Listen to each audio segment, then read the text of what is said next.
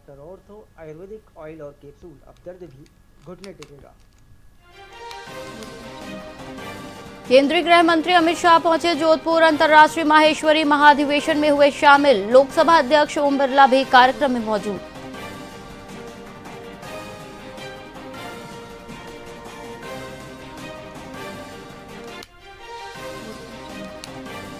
माहेश्वरी महासभा का अंतर्राष्ट्रीय अधिवेशन आयोजित। सीएम भजनलाल शर्मा कार्यक्रम में शामिल। अधिवेशन में उद्योगपतियों और समाज जन की उपस्थिति।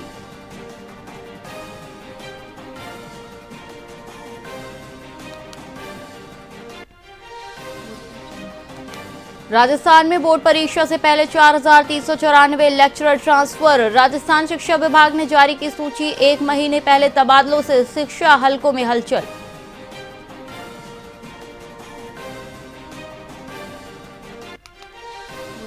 प्री बजट बैठक की अध्यक्षता करेंगी निर्मला सीतारमण। राज्यों के वित्त मंत्रियों की वार्षिक बैठक आज। दिल्ली सीएम रेखा गुप्ता होंगी बैठक में शामिल।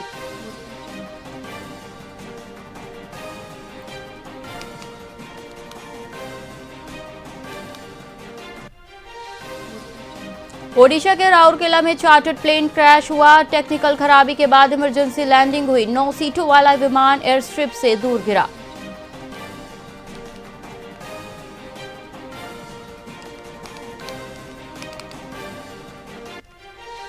नमस्कार, आप देख रहे हैं वीआईपी न्यूज और मैं हूं आपके साथ एकता सिंह। आइए रुक करते हैं खबरों की ओर। फलौदी जिला कांग्रेस कमेटी ने प्रेस वार्ता कर केंद्र सरकार के लिए मनरेगा बिल को गरीबों और दलितों के खिलाफ बड़ी साजिश करार दिया है। प्रदेश प्रभारी राजेंद्र मूड और जिला अध्यक्ष सलीम नागौरी ने वर्तमान सरकार को जनविरोधी बताते हुए कहा कि ये कदम मजदूरों की आजीविका छीनने वाला है। इसके विरोध में कांग्रेस 11 जनवरी को 1 दिवसीय उपवास रखेगी।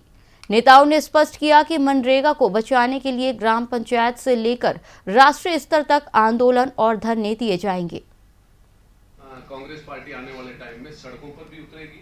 हमारी 4 मांगे हैं कि काम की गारंटी दे और मजदूर की मजदूरी दे और जवाबदेही की गारंटी जो नरेगा में थी वो भी इसके अंदर आप चाहें तो शामिल करें और नरेगा में किए गए बदलावों को तत्काल वापस ले। जो नरेगा में अंदर इन्होंने बदलाव किए उसको जो तत्काल वापस ले और काम के संविधान के अधिकार की पूर्ण बहाली हो। न्यूनतम वेतन 400 रुपए तक करें। इसकी हमारी कांग्रेस पार्टी की डिमांड्स हैं। अध्यक्ष हैं उन्होंने भी जो शार्पूर्ण बात है बता दी है। कहने में कोई बाकी चीज रही नहीं है। जिस तरह से बात है, आप पत्रकार एक लाइन आपने पढ़ी होगी, इसकी विश्लेषण किया होगा। राज्यों की जो भागीदारी की है 40%, तो कुछ राज्य बीमारू है, कुछ राज्य विकासशील है, कुछ विकसित है। तो इस तरह से इन्होंने इस बात को बिल्कुल नहीं बांटा है। ये नरेगा है, हम गांव और गरीब तक दो हमारे ऑल इंडिया कांग्रेस कमेटी, प्रदेश कांग्रेस कमेटी और जिला कांग्रेस कमेटी जो भी कार्यक्रम देगी, हम पूरे कांग्रेस के लोग मिलकर संघर्ष करेंगे गांव गली तक। हमारे कांग्रेस पार्टी और कांग्रेस के शीर्ष नेतृत्व ने पहले से ये सोच रखा है। 11 जनवरी को कल हम एक उपवास रखने जा रहे हैं और धरना जो अपना BR अम्बेडकर उद्यान में रखेंगे और 12 तारीख से 29 तारीख तक प्रत्येक ग्राम पंचायत वार्ड स्तर पर हमारे नेता जाएंगे और इस संघर्ष को लेकर जनता, मजदूरों, नरेगा मजदूरों, किसानों से रूबरू होंगे, उनको डिटेल बताएंगे। 29 जनवरी के बाद में 30 जनवरी को वार्ड स्तर पर एक शांतिपूर्वक धरना दिया जाएगा। ग्राम पंचायत स्तर पर, मंडल स्तर पर, प्रत्येक जगहों पर एक ही दिन में धरना दिया जाएगा। राजगढ़ पंचायत समिति के ग्राम धीरोड़ा में सरिस्का क्रिटिकल हैबिटेट के नए प्रस्तावित ड्राफ्ट को लेकर ग्राम सभा आयोजित हुई। ग्रामीणों ने आपत्ति जताई कि गोलाकाबास, धीरोड़ा और पावटा के वन क्षेत्र को शामिल किए जाने से स्थानीय धार्मिक स्थल, पर्यटन क्षेत्र, भानगढ़ और कृषि भूमि प्रभावित होंगे। उन्होंने कहा कि बाघ विचरण के लिए उपयुक्त वन क्षेत्र को नजरअंदाज कर 28 किलोमीटर दूर का क्षेत्र शामिल करना अनुचित है। ग्रामीणों ने व्यक्तिगत और सामूहिक भूमि के नुकसान, पशुधन और आवागमन में रुकावट के मुद्दे उठाए। उन्होंने वन विभाग और जिला प्रशासन से ड्राफ्ट पर पुनर्विचार और सही क्षेत्र निर्धारण की मांग की। में ये ग्राम सभा आयोजित हुई है। इसमें एक केस को मामला लेकर हुई है सीटीएस में मामला है कि जो सीटीएस का जो प्रॉपर क्षेत्र था, पहले टहला क्षेत्र, जिसमें से टहला क्षेत्र हो गया, उसके बाद मल्लाना हो गया, खोदरीबा हो गया, जो वहाँ से इतनी दूर छोड़कर 28 किलोमीटर दूर छोड़कर इस एरिया को सीटीएस में शामिल किया जा रहा है, जो कि ये सरासर गलत है। जो प्रॉपर उनका क्षेत्र था उनको वहाँ से हटाया के इस एरिया को उसमें शामिल किया जा रहा है, जो सीटीएस क्षेत्र है। हमारी मांग ये है कि जो हमारा जो क्षेत्र है, इसमें जो सबसे जो हमारे जीविकोपार्जन का साधन है वो बकरी पालन है, वो भैंस पालन है। जो हमारा जो जीव जंतु सब यहाँ जानवर हम यहाँ खेती करते हैं, तो उस हिसाब से हमको ये मांग हमारी कि ये जो हमारा क्षेत्र है, ये जो हमारा क्षेत्र है उसे सीटीएस से बाहर किया जाए। जो कि सीटीएस के मामले को लेकर की गई है, इसमें हमारे यहाँ जो जानवर चराने की जगह थी, जो हमारे पूर्वजों से जो हमने पुरानी टाइम इनका हासिल देते थे, उस ज़मीन को शामिल करके वन में शामिल किया जा रहा है और उसको सीटीएस बढ़ाया जा रहा है। जबकि सीटीएस काबिल ज़मीन टहला, खोदरीबा, इधर बजमेगढ़, गोवर्धनपुरा ये थी। मैं ये ग्राम पाली के देसूरी उपखंड के बोलागुड़ा गांव में स्थित प्रसिद्ध नागड़ेचिया माताजी मंदिर में अज्ञात चोरों ने दान पात्र लूटकर सनसनी फैला दी। शातिर बदमाशों ने साक्ष्य मिटाने के लिए सीसीटीवी कैमरों की केबल काट दी और पास के एक मकान में भी चोरी का प्रयास किया। बार बार हो रही इन घटनाओं से ग्रामीणों में पुलिस प्रशासन के खिलाफ भारी आक्रोश है। ग्रामीण पुलिस अधीक्षक को ज्ञापन सौंपकर रात्रि गश्त बढ़ाने और चोरों की जल्द गिरफ्तारी की मांग करेंगे।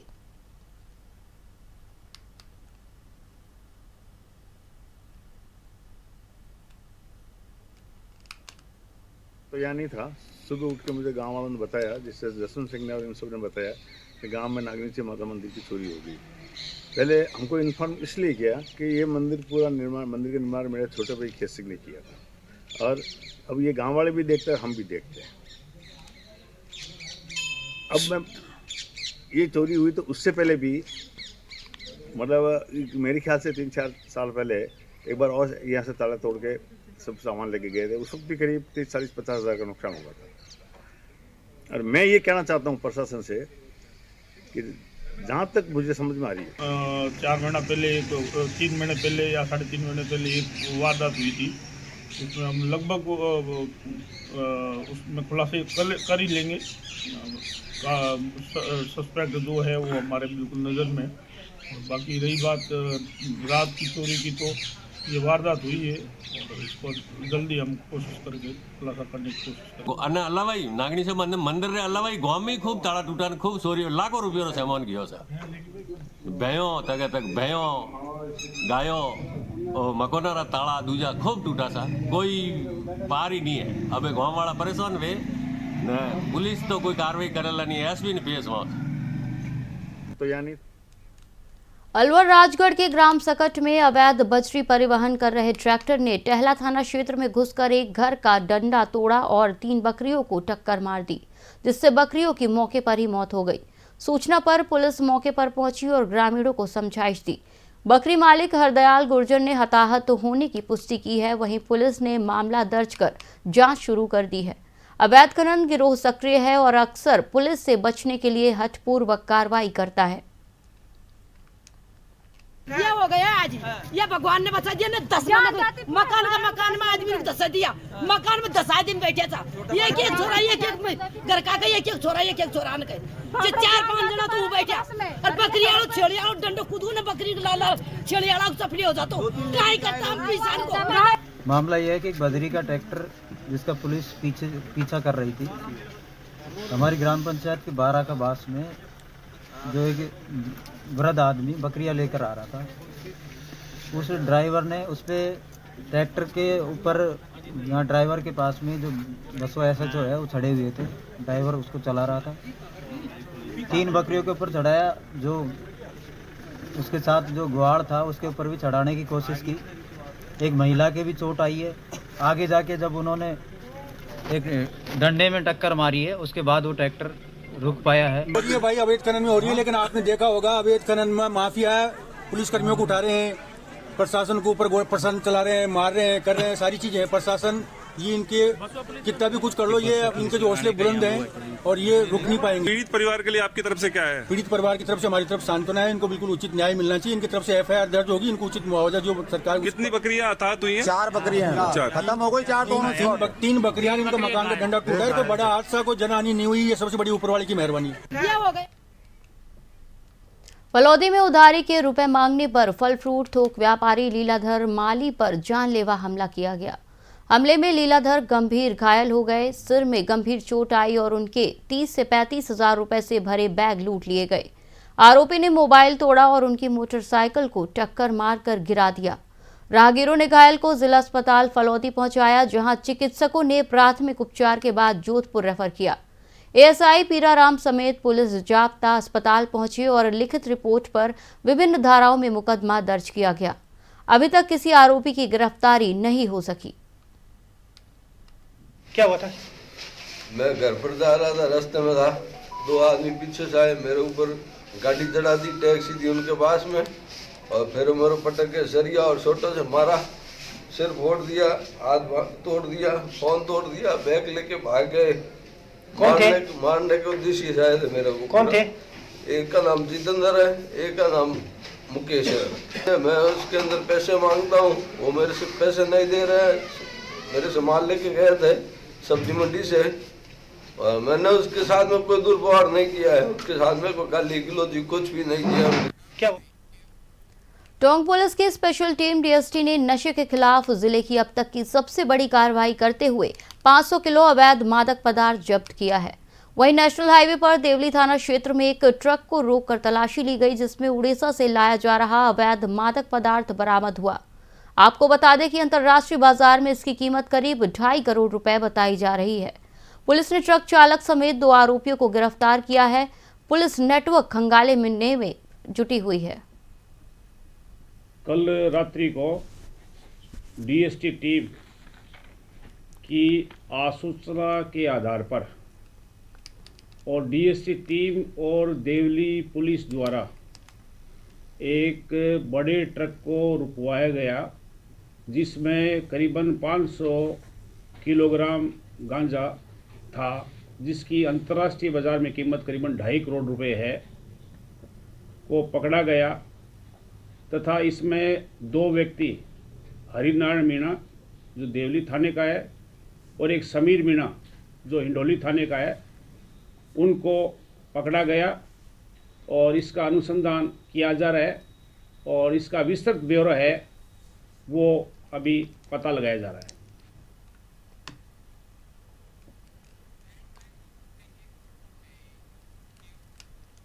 टोंक जिला स्पेशल टीम ने काली पलटन क्षेत्र में हुई युवक की हत्या के मामले में 2 आरोपियों को गिरफ्तार किया है। आपको बता दें कि आरोपी ने आपसी रंजिश के चलते सोहेल को घर के बाहर बुलाकर चाकू से हमला किया। गंभीर घायल सोहेल को अस्पताल में भर्ती कराया गया, लेकिन रास्ते में उसकी मौत हो गई। आरोपियों को जयपुर रिमांड पर लेकर अग्रिम अनुसंधान किया जा रहा है। जांच में पाया गया कि फहीम की मोटरसाइकिल चोरी के मामले को लेकर मृतक से विवाद था। तकनीकी जांच और CCTV फुटेज के आधार पर पुलिस ने दोनों आरोपियों को गिरफ्तार किया है।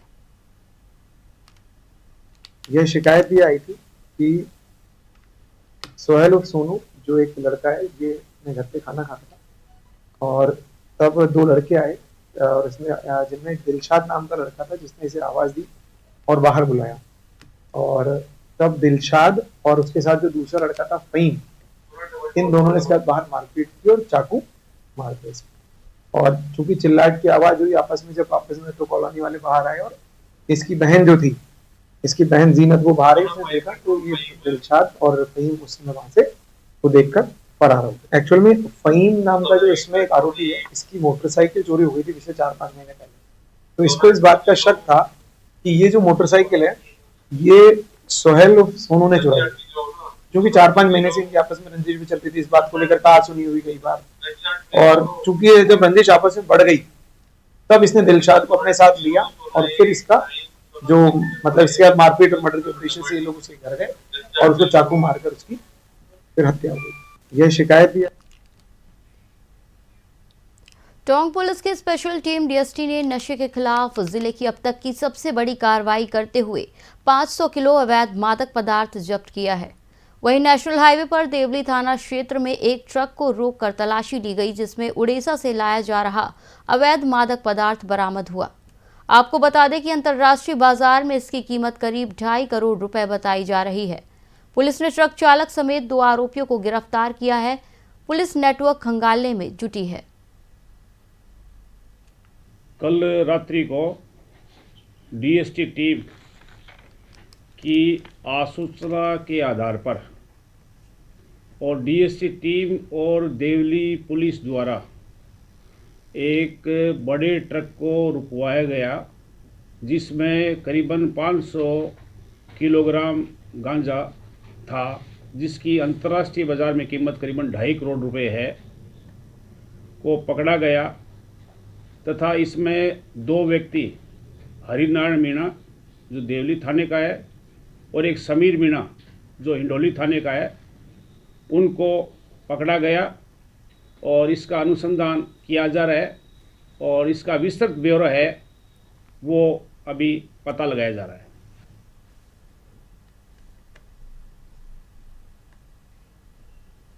इस बुलेटिन में फिलहाल इतना ही। आप देखते रहिए VIP न्यूज़। नमस्कार।